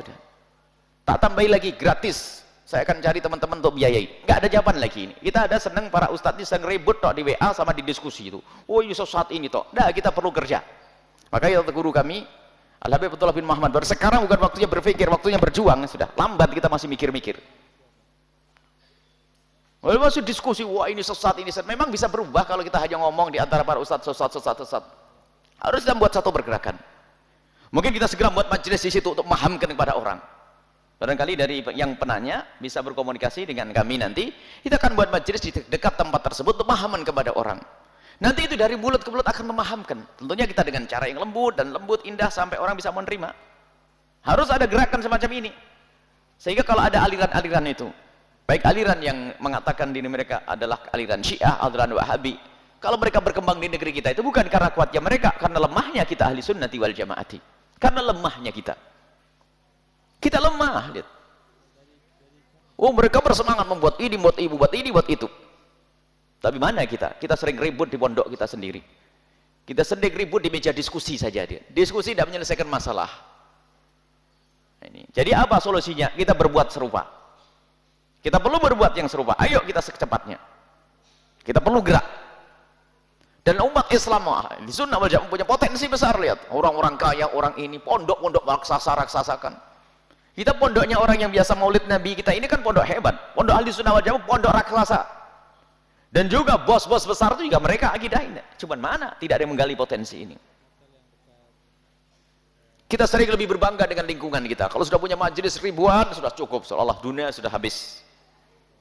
Yang punya pondok sudah selesai, seolah punya santri 5.000 seolah selesai. Umat di luar lebih banyak lagi. Mungkin ada yang berkata itu kan tugasnya yang lain. Oh bukan tugas yang lain, tugas kita. Kalau sudah mengatakan tugas yang lain sudah nggak benar. Kita harus, makanya hendaknya, alhamdulillah kita punya guru mulia Habib Abdullah Bahrun, selalu punya ide-ide. Beliau mengatakan kamu harus punya pikiran gede. Yang harus kau rencanakan yang besar, biarpun harus mulai dari sesuatu yang kecil. Pikiran gede, jangan yang penting sudah. Oh enggak, gede. Lah ini kelemahan kita di situ, wahai penanya yang dimuliakan Allah. Kita harus membuat. Jika ada aliran-aliran sesat menyesatkan, kita harus membuat yang serupa. Karena apa? Kita tuh berebut. Dunia kesesatan dengan dunia kebenaran ini bersaing terus. Mulai dari zaman Nabi Adam di surga ada iblis, terus bersaing sampai keluar, terus mempengaruhi. Ada kisah Qabil Habil sampai Nabi Ibrahim, ada Namrud, terus sampai zaman Nabi Muhammad SAW. Zaman Nabi Muhammad ada sebaik-baik generasi. Ternyata saat itu pun Allah juga menciptakan Abu Jahal. Lihat, terus sampai hari ini ada semacam ini. Ya, jadi harus kita membuat amal nyata. Nggak cukup diskusi di WA, hei para ustadz. Nggak cukup hanya diskusi di WA. Maka apa yang Anda lakukan? Nah, nggak cukup hanya diskusi di meja-meja diskusi tentang akidah ahli sunnati wal jamaah. Kita perlu amal nyata menyelamatkan umat. Dan kita berkeluar duit kalau perlu, kita keluar tenaga, bukan mengambil kita. Oh ini kelemahan kita adalah kita kurang bersemangat. Bahkan banyak yang menjadikan dakwah ini adalah proyek untuk cari kekayaan diri sendiri ini. Ini adalah problem besar lagi. Gimana bisa maju? Kemudian persatuan di antara kita pun sudah eker-ekeran, geser-geseran majelis kita. Di antara kita ahli sunnah wal jamaah sudah nggak akur. Nah, ini di antara kita sudah tidak akur, tidak akrab, saling menghantam, saling ini nggak bisa ketemu. Mereka ketawa. Jadi yang harus kita lakukan sesegera mungkin adalah membuat perjuangan yang lebih semangat lagi, pergerakan yang lebih semangat lagi, karena memahamkan kepada umat agar tahu. Adapun ciri-ciri Syiah misalnya, ciri-ciri Syiah adalah sederhana. Jika mereka ogah-ogahan diajak bicara kemuliaan Sayyidina Abu Bakar As-Siddiq, tentunya itu dalam suasana yang halus, suasana yang tidak sengaja, tentang Sayyidina Abi Hurairah, tentang Siti Aisyah, tentang Sayyidah Khafsah. Kalau Anda tanya, kamu Syiah ya, katanya Syiah, kamu bagaimana tentang Siti Aisyah? Oh langsung ngomong Siti Aisyah baik. Oh enggak, dalam suasana nyantai. Dalam suasana nyantai, di saat dia lupa tentang Syiah dan Sunnah, tiba-tiba kita bicara tentang Siti Aisyah. Kalau dia ngomong, oh Aisyah itu, ini. Kalau sudah mulai tidak nyaman dengan Imam Abu Hurairah, mulai tidak nyaman dengan Sayyidina Abu Bakar As-Siddiq, mulai tidak nyaman dengan Sayyidina Umar bin Khattab, wah selesai. Itu sudah. Langsung hati-hati dia. Berarti dia adalah kena virus Syiah, atau mungkin sudah masuk dalam bab masuk ke Syiahan. Dan Syiah atas nama Ahli Bait Nabi sallallahu alaihi wasallam.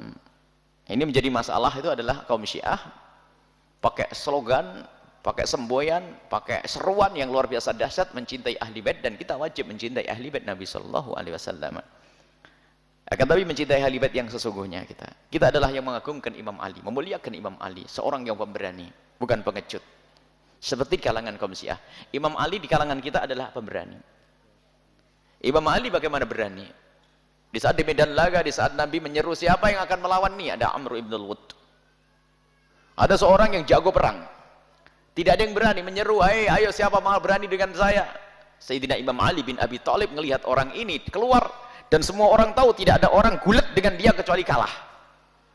Dan Sayyidina Imam Ali begitu cintanya kepada Rasulullah, dan beliau adalah seorang pemberani. Kalau sampai aku tidak maju, tentu Rasulullah akan maju. Aku tidak ingin Rasulullah maju, dan aku akan maju. Maju Imam Ali bin Abi Thalib, bukan pengecut. Tidak ada yang seberani Imam Ali bin Abi Thalib. Kalau sudah demi Rasulullah, demi kebenaran, sampai Imam Amr ibn al-Wud itu di saat dia menyeru, mana kekuatanmu wahai Ali, dia belum ngomong sudah selesai, sudah terbelah kepalanya. Begitu cepatnya cekatan Imam Ali dalam memecahkan kepala orang tersebut. Sampai dikatakan katanya pas setelah pecah itu masih keluar suara. Kenapa? Begitu kilat cepatnya pukulan Imam Ali. Lah hal orang yang sehebat semacam ini kok sampai diisukan menjadi pengecut misalnya. Siti Aisyah, Siti Fatimah ditendang oleh Sayyidina Umar, diam saja. Kemudian syariat Nabi diinjak-injak oleh Abu Bakar, Khalifah Abu Bakar katanya ngerebut, lah kok Imam Ali diam saja. Kalau memang itu benar Imam Ali akan berdiri. Ini loh hak saya. Tapi tidak, Imam Ali sangat menghargai Sayyidina Abu Bakar As-Siddiq. Mereka saling mencintai karena Allah. Dan Sayyidina Abu Bakar sangat mencintai ahli baitnya Rasulullah. Hingga sampai hari ini keturunan Nabi SAW wajib kita mencintai mereka, jangan macam-macam dengan mereka. Ini kebenaran. Akan tapi kalau sudah ada orang berani mencaci sahabat Nabi SAW, itu adalah aliran yang sesat dan menyesatkan. Kalau misalnya ada para habaib yang tiba-tiba masuk bab ini, kita doakan juga karena mereka adalah cucu Nabi SAW. Semoga segera kembali kepada manhaj jidduh, manhaj kakek moyang beliau, manhaj para habaib yang lainnya. Dan bagaimana dengan mereka itu? Kita tidak perlu mengambil fatwa. Jauh-jauh para ulama-ulama termasuk Habib Anis pernah membacakan satu pembacaan bahwasanya kalau ada Alawin, bukan omongan kami, kalau ada Alawin keluar dari manhaj Alawin masuk Syiah dan sebagainya, maka laisu bi awali, mereka bukan lagi dari golongan mereka. Ini adalah fatwa para habaib sendiri yang ahli istiqomah, dan habaib adalah istiqomah. Kita megang ilmu dari mereka. Mereka mengatakan bahasanya para habaib termasuk yang dibaca oleh Habib Anis dari fatwa salafus soleh dari para habaib mengatakan kalau ada di kalangan habaib Alawiyin yang keluar dari manhajnya Alawiyin ahli sunnati wal jamaah ini seperti masuk Syiah, maka itu adalah bukan lagi golongan Alawiyin karena apa akidahnya. Intinya di dalam akidah, bukan kami yang berbicara supaya tidak dinukil secara salah. Ini adalah fatwa dari para habaib guru-guru mulia yang nasab sanadnya nyambung sampai kepada Nabi Shallallahu Alaihi Wasallam. Biarpun mereka seperti itu para habaib, akan tapi ketahuilah sesesat apapun mereka, sejahat apapun mereka, kalau ada di kalangan habaib jahat sesat, mereka adalah cucu Nabi. Hendaknya kita pandang mereka dengan cinta dan kasih. Bagaimana mereka bisa kembali? Jangan memandang mereka dengan kebencian. Bahkan kadang ada yang mencari-cari kesalahan habaib. Senang kalau habaib salah ini. Na'udzubillah. Tidak. Kita harus menangis. Rasulullah menangis. Kita harus menangis jika ada habaib sesat dan sebagainya. Mereka adalah cucu-cucu Nabi SAW. Kemudian, baik, insya Allah Bu ya, untuk selanjutnya kita berikan kesempatan bagi jamaah, yakni pemirsa Al-Baca TV di rumah yang ingin bertanya melalui layanan telepon, silakan Anda bisa menghubungi di nomor telepon berikut, yaitu di 031 830 8929. Silakan. Baik, bagi jamaah pemirsa Al-Baca TV di rumah, langsung tuan. Assalamualaikum. Mohon maaf Pak, suaranya ya, yuk. Dengan Ibu atau Pak? Mohon maaf. Assalamualaikum. Assalamualaikum warahmatullahi wabarakatuh. Waalaikumsalam warahmatullahi wabarakatuh. Silakan Ibu untuk bisa menyebutkan asal dari mana dan Ibu dengan siapa? Ibu dengan siapa dan dari mana Bu? Ya, saya Nur Aini dari Singapura. Oh iya. Bu ya, Ibu Nur Aini dari Singapura Bu ya. Ibu mohon passwordnya Bu, Al-Bahjah TV Allahumma sholli ala sayyidina Muhammad Bu, passwordnya. Passwordnya Al-Bahjah TV Allahumma sholli ala sayyidina Muhammad. Allahumma sholli alaihi. Silakan Ibu untuk pertanyaan bisa ditanyakan kepada Bu ya. Assalamualaikum warahmatullahi wabarakatuh. Waalaikumsalam. Terima kasih atas waktunya Bu ya. Ya, Buya, saya ingin tanyakan soalan. Bila kita ditimpa ujian hidup ya Buya, bila kita depresi, bagaimana harus kita sandarkan hati kita hanya pada Allah Subhanahu Wa Taala dan bukan pada makhluknya. Kerana saya sudah cuba solat, zikir, taubat sambil saya mengalirkan air mata waktu solat, waktu saya taubat, lahirkan taubat saya, waktu saya sedang solat. Namun terkadang bila saya terlalu depresi atau dalam kesedihan, sampai saya rasa hidup ini tidak berarti lagi, atau saking terlalu sedihnya saya, hingga saya bisa nyakitin diri saya sendiri. Jadi saya tidak tahu bagaimana untuk saya kontrol diri saya itu. Saya mohon pencerahannya Buya. Saya mohon bimbingannya. Terima kasih. Assalamualaikum warahmatullahi wabarakatuh. Assalamualaikum. Baik, seperti itu mohon. Jadi saudari ibunda atau Nuraini dari atau Singapura. Uktina dari Singapura yang semoga dimuliakan oleh Allah. Orang tidak boleh berputus asa atas segala dosa. Dan berputus asa itu lebih gede dosanya daripada dosa yang dilakukan oleh seorang hamba. Seorang hamba pernah membunuh mungkin. Seorang hamba pernah berzina mungkin. Seorang hamba pernah meninggalkan sholat mungkin. Seorang hamba pernah mencuri mungkin. Akan tapi ketahuilah, jangan putus asa setelah melakukan dosa. Akan tapi hendaknya siapapun yang pernah terpleset dalam dosa segede apapun dosa itu, segera menuju pintu Allah yang lebih gede, pintu maaf Allah yang lebih gede daripada dosa itu sendiri. Makanya yang namanya putus asa, dua makhluk terkutuk adalah iblis dan orang yang putus asa. Putus asa itu kurang ajar kepada Allah, seolah-olah Allah tidak bisa mengampuninya. Dan sebesar apapun dosa itu, Anda menyesal, menangis, memohon kepada Allah pengampunan, maka ketahuilah bagi Allah mudah untuk mengampuni Anda. Asalkan Anda serius dengan hati Anda, sehingga Anda akan menjadi at-taibu minadz-dzambi kaman la dzambalah, orang yang bertobat dari dosa seperti orang yang tidak pernah punya dosa. Dan ada kaidah bertobat, wahai saudari yang dimuliakan oleh Allah. Kalau ini urusan dosa dengan Allah, Anda harus bisa menutup. Nggak usah cerita kepada siapapun dari bangsa manusia. Tidak suami, tidak tetangga, tidak saudara, tidak anak.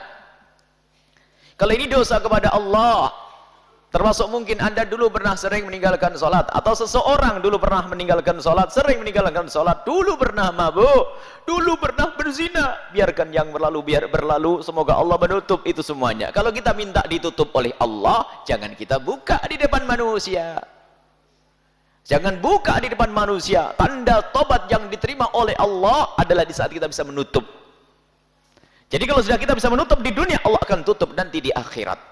Ada sebagian karena kebodohannya, dia bercerita tentang masa lalunya, apalagi di saat mau menikah takut nanti ketahuan dan sebagainya, lalu mengatakan dulu masa mudaku aku pernah berzina dan sebagainya. Jangan ceritakan kepada siapapun dari bangsa manusia, tutup, karena Allah maha luas dengan pengampunannya. Dan jangan ragu dengan pengampunan Allah, menghadaplah kepada Allah. Dan tidak usah kita datang ke mahkamah minta dicambuk, apalagi seperti di negara Singapura misalnya, kalau ada orang pernah mabuk, tidak usah minta dicambuk. Cukup di kamarnya yang sempit itu, di kamarnya sendiri menangis memohon kepada Allah. Allah maha pengampun dan berjanji untuk tidak mengulangi. Lihat, Allah maha kasih, Allah maha luas dengan pengampunannya. Dan sampaikan kepada siapapun hal-hal semacam ini. Buka, beri harapan kepada siapapun yang terjerumus dalam kehinaan. Jangan dijadikan mereka putus asa. Mungkin kita menemukan seorang pelacur yang sudah bertahun-tahun, bukan saja melacur, berjudi, segala macam kejahatan dilakukan, ketahuilah pengampunan Allah lebih luas daripada dosa mereka. Segera ayo kembali kepada Allah Subhanahu wa taala. Hanya kalau dosa dengan sesama manusia, tadi saya mengira ada isyarat. Dosa kepada sesama manusia, kita harus minta rela kepada manusia tersebut. Minta rela. Apakah dia rela atau tidak rela bukan urusanmu. Yang penting kalau Anda setelah melakukan kesalahan kepada seseorang, hendaknya Anda segera minta maaf di dunia. Segera minta maaf kalau dia tahu Anda melakukan kesalahan. Anda mengunjing dia, Anda memfitnah dia, atau mengambil hartanya, segera kembalikan di dunia kalau dia tahu Anda melakukan dosa kepada orang tersebut. Kalau ternyata orang tersebut tidak mau mengampuni, ini bukan urusanmu. Yang penting Anda terus minta, Allah yang maha tahu. Yang jadi masalah, Anda tidak pernah berkeinginan untuk memohon ampun, meminta maaf. Kalau Anda tidak punya keinginan, berarti Anda tidak ingin tobat. Kalau orang tersebut tidak tahu Anda melakukan kesalahan, orang tidak tahu kalau Anda melakukan kesalahan, maka jangan Anda pamerkan kesalahan kepada dia. Mungkin kalau Anda pernah menggunjing dia, di saat dia tidak ada di hadapan Anda, cukuplah Anda beristighfar, ya Allah ampuni dia. Jadi kita ganti dengan doa istighfar untuk orang tersebut. Kemudian yang kedua, kita sebut kebaikannya di saat kita menyebut kejelekannya. Kalau kita pernah mengambil uangnya, cukup kita kembalikan saja, tidak usah ngomong-ngomong. Kalau ini adalah saya curi 3 tahun yang lalu, nggak usah ngomong. Kalau kita ngomong malah tambah marah nanti. Baik, ini ada cara tobat, dan insya Allah ini ada silsilah-silsilah yang harus kita hadirkan. Dan untuk warga Singapura semuanya, kita ada pengajian sebulan sekali di Singapura dengan jamiah, biasanya di Darul Ma'wa atau yang lainnya. Nanti akan keliling ke masjid-masjid juga. Mohon bisa diinformasikan dari para pendengar semua dan pemirsa juga yang ada di Singapura, karena kita ada radioku yang dari Batam bisa didengar oleh warga-warga Singapura. dan juga Al-Bahjah TV bisa disaksikan dimanapun Anda berada. Baik. Soal Buya, cukup Buya. Cukup insyaallah. Ya. Baik. Bismillahirrahmanirrahim. Alhamdulillahirabbil alamin. Allahumma shalli ala sayyidina Muhammad wa ala sayyidina Muhammad. Irhamna wa la tu'adzibna wa surna wa la takhlulna wa afina wa la tumridna wa akrimna wa la tuhidna wa athirna wa la tusir alaina innaka ala kulli syai'in qadir. Allahumma ya Allah, ya Allah, muliakan kami ya Allah. Muliakan kami dengan keluarga yang saling mencintai karenamu. Muliakan kami dengan kebahagiaan di rumah tangga kami. Muliakan para wanita-wanita ini Allah, dengan suami atau anak-anak ya Allah, yang rela untuk mengabdi untuk mereka, yang mencintai mereka, membahagiakan mereka, dan relakan para bapak-bapak dan kaum pria ini dengan istri-istri yang selalu berpikir untuk membahagiakan sang suami dengan kepatuhan karena Allah Subhanahu wa taala, dan wujudkan keindahan dalam rumah tangga kami Allah. Jauhkan kami dari nuzus, baik dari suami atau istri. Kami tidak ingin bermaksiat kepada pasangan kami ya Allah. Bantu kami ya Allah, Wahidat yang Maha Kasih. Berikan kepada kami hati yang penuh kasih ya Allah, agar kami mudah berkasih sayang dengan sesama kami ya Allah. Dan kami mohon ya Allah, jika ada yang hadir di tempat ini, atau yang menyaksikan acara ini, atau yang mendengar suara ini, jika mereka adalah para suami yang sering berbuat zalim, jika mereka adalah suami yang sering berbuat zalim kepada istri mereka, kami mohon lembutkan hati mereka ya Allah. Berbuat zalim kepada istri adalah pintu ke neraka yang paling luas, yang paling gede. Dan jika ada wanita-wanita yang ada di sini atau mendengar suara ini atau menyaksikan acara ini, ada wanita yang berbuat zalim kepada suami mereka, ya Allah, lembutkan hati mereka dan berikan kesadaran kepada kami semua, dan ampuni kami ya Allah. Ya Allah, berikan kepada kami anak yang soleh solehah, yang dibanggakan oleh kekasihmu Nabi Muhammad, yang dibanggakan oleh kekasihmu Nabi Muhammad. Dan kami mohon ya Allah, Engkau Maha tahu tentang keadaan kami ya Allah. Engkau Maha tahu tentang keadaan kami Allah. Bimbing kami, jaga anak-anak kami, keluarga kami semua ya Allah. Siapapun yang tidak indah dalam rumah tangganya, gantilah dengan keindahan, Wahidat yang Maha Kasih. Wahidat yang Maha Kasih ya Allah. Dan kami mohon yang sempit rizki, lapangkan rizki mereka dengan rizki yang halal penuh berkah. Yang sakit sembuhkan, yang punya hutang mudahkan kami dalam bayar hutang-hutang kami. Dan kami mohon ya Allah, semua yang berjuang di tempat ini, kami mohon berikan kepada mereka ya Allah keikhlasan, ketulusan. Jangan sampai apa yang mereka lakukan tidak bisa mereka lihat kelak di surga ya Allah. Dan kami mohon kirimkan ke tempat ini orang-orang tulus dan ikhlas ahli surgamu, yang bisa berjuang bersama kami ya Allah. Ahli ikhlas, ahli surgamu yang bisa berjuang bersama kami ya Allah. Dan Kau Maha tahu ya Allah tentang kami. Dan kami mohon panjangkan umur kami dalam ketaatan serta sehat walafiat. Dan kami mohon ampuni orang tua kami dan guru-guru kami. Berikan kasih sayang-Mu kepada mereka. Dan kami mohon berikan kepada kami semua husnul khatimah. Husnul khatimah, mati dalam keadaan iman. Dan kami mohon ya Allah, jadikan ucapan kami di akhir hayat kami kelak, saat Engkau hendak mencabut nyawa kami, kami ingin saat itu ya Allah, hati dan lidah kami mampu mengucapkan kalimat agung dan mulia, La ilaha illallah Muhammadur Rasulullah, La ilaha illallah Muhammadur Rasulullah, La ilaha illallah Muhammadur Rasulullah sallallahu alaihi wasallam. Rabbana atina fid dunya hasanah wa fil akhirati hasanah wa qina adzabannar. Wa sallallahu ala sayyidina Muhammadin wa ala alihi washabihi wasallam. Alhamdulillahi rabbil alamin. Al-Fatihah.